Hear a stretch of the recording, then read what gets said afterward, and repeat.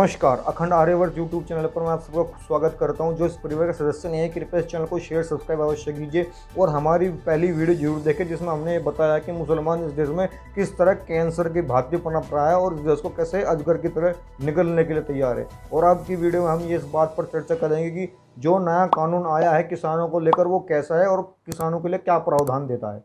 जो पहला बिल है उसका नाम है farmers produce trades and commerce, ये प्रमोशन एंड फैसिलिटेशन के लिए बिल है 2020। और दूसरा बिल है फार्मर्स एम्पावरमेंट एंड प्रोटेक्शन के लिए farmers agreement on price assurance and farmer service bill 2020। इसके तहत क्या होता है? इसके तहत ये होगा कि जो अंग्रेजों की बनाई हुई जो फार्मर्स एसोसिएशन एक्ट था, यानी कि जो मंडी समिति जिसको कहते हैं, उसके तहत ये था कि अंग्रेज ये चाहते थे कि भारत का किसान गरीब का गरीब रहे, क्योंकि एक समय ऐसा था भारत दुनिया में 35% इकोनॉमी में कंट्रीब्यूट करता था। और आज जो हमारा नया ये बिल है ये कहता है कि भारत का किसान अपनी मर्जी से जहाँ चाहे वहाँ अपना उपज, अपनी खेती या अपना जो उसने उगाया है, जो उसका अनाज है, जो उसका अन्न है, वो पूरे भारत में कहीं भी बेच सकता है, दूसरे राज्य में ले जाके बेच सकता है। क्योंकि जब पहले किसानों को बेचना था तो वो मंडी समिति में ही ले जाके बेच सकता था। यानी अगर फसल पे लागत 20 रुपये किलो के आसपास है और मंडी समिति में ले जाता है, उसे पता है कि अगर ये 30 रुपये किलो बिके तो ही मेरा प्रॉफिट है। लेकिन मंडी समिति वाले या तो 15 रुपये किलो खरीदते थे या 20 रुपये किलो ही खरीदते थे, जिससे किसानों को अधिकतर घाटा हुआ करता था और उसकी मेहनत का पैसा भी उसको वापस नहीं मिला करता था। यानी कि जिस हिसाब से बिल इस समय इस देश में इंट्रोड्यूस हुआ और उसके कारण जो बीच के दलाल थे, मंडी समिति में बैठे बैठे दलाल थे, बड़ी बड़ी जो कमीशन थी बड़ी बड़ी गवर्नमेंट के अंदर, या जब इंटर स्टेट जब एक किसान अपना प्रोडक्ट बेचा करता था तो उस पर जो दूसरी सरकार का कमीशन था, जो दलालों का कमीशन था, वो देना पड़ता था। अब इस कानून के तहत ये है कि एक किसान अपने दूसरे राज्य या ऑनलाइन कहीं भी अपना जाकर धन के अनुसार, अपनी कमाई के अनुसार या अपने प्रॉफिटेबल जहाँ उसको लगता है वहाँ अपना अन्न बेच सकता है। और ये ऑनलाइन ट्रेड भी पूरे भारत में होगा और इंटर स्टेट होगा। यहाँ तक कि किसान खुद के हिसाब से अपना अन्न एक्सपोर्ट भी कर सकता है। और ऑनलाइन पेमेंट मेथड में या तो उसी दिन पेमेंट करना पड़ेगा या एक हफ्ते के अंदर पेमेंट करना पड़ेगा।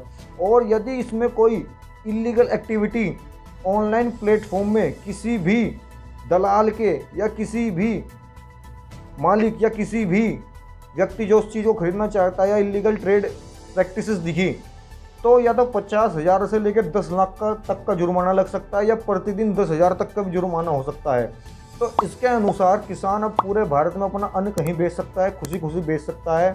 और इतना ही नहीं, यदि किसान की कोई भी उसे लगता है कि यहाँ गड़बड़ हुई या किसी बात को लड़ाई हुई, तो वहाँ का जो मजिस्ट्रेट है वो सुलह मंडल का निर्माण करेगा। यदि 30 दिन के अंदर वहाँ सुलह मंडल के अंदर उसमें उसको वो असंतुष्ट है तो वो खुद डिस्ट्रिक्ट मजिस्ट्रेट के पास जाएगा और डिस्ट्रिक्ट मजिस्ट्रेट उसके अपने अनुसार उसका न्याय दिलाएगा।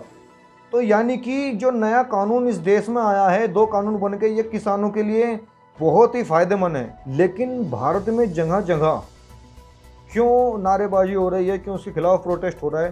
प्रोटेस्ट सिर्फ और सिर्फ एक योजना के तहत हो रहा है और जितने भी किसान हैं वो किसी पार्टी विशेष से जुड़े हुए हैं, क्योंकि उन्हें पता है कि इस कानून के आने के बाद उनके बीच की दलाली खत्म हो जाएगी और जो दलाल उनको बड़ी बड़ी वोट दिलाया करते हैं उनका वोट बैंक खत्म हो जाएगा।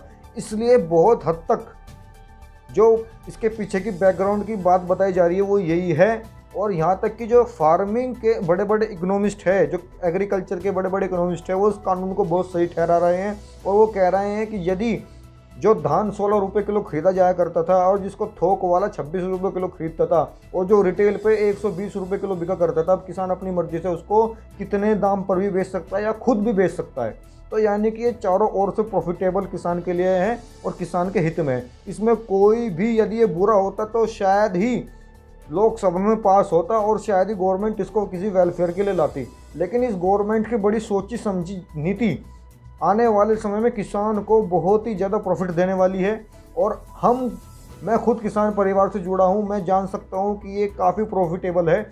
लेकिन इसके बीच के लूप होल्स क्या है? लूप होल्स ये है कि अगर किसान डायरेक्ट मंडी में ना बेच के किसी व्यक्ति को बेचता है, क्या वो सही रहेगा? या किसान किसी बड़ी बड़ी मल्टीनेशनल कंपनी का इससे भी बुरा शिकार बन सकता है या उनका निवाला बन सकता है। या जो व्यक्ति उनसे सामान खरीदेगा उसकी क्रेडिबिलिटी यानी उस पर विश्वास कितना बड़ा होगा। क्या पहले जो किसान मंडी समिति में बेचा करते थे तो उनको जानने वाला हुआ करता था जिन पे विश्वास था कि पैसा 1-2 दिन में आ जाएगा, लेकिन जो नए लोगों को बेचेगा, जिसको बेचेगा किसान, उस पर विश्वास कैसे करे या उनके साथ कोई अनफेयर प्रैक्टिस ना हो जाए या कुछ गलत ना उनके साथ हो जाए कि किसान किसी बड़े षड्यंत्र का शिकार हो गए मंडी समिति से बाहर निकलते ही, या खुद जो सामान बेचने जा रहे किसान वो बहुत बड़े सौदेबाजी का शिकार हो गए क्योंकि वे ज़्यादा पढ़े लिखे नहीं थे और बड़ी बड़ी कंपनियों ने उनको ऐसा दिमाग से हायर किया कि किसान समझ ही नहीं पाया वो किस षड्यंत्र का शिकार हो गया। तो गवर्नमेंट को इसके ऊपर भी सोचना होगा, इसके ऊपर भी कोई पॉलिसी लानी होगी कि किसान अगर बेचे तो उसे विश्वास हो कि मैं सुरक्षित हूं और मैं जो बेच रहा हूं वो ठीक बेच रहा हूं। आज की इस वीडियो में इतना ही। बहुत बहुत धन्यवाद और अखंड आर्यवर्त चैनल को शेयर सब्सक्राइब करना ना भूले। जय श्री राम। भारत माता की।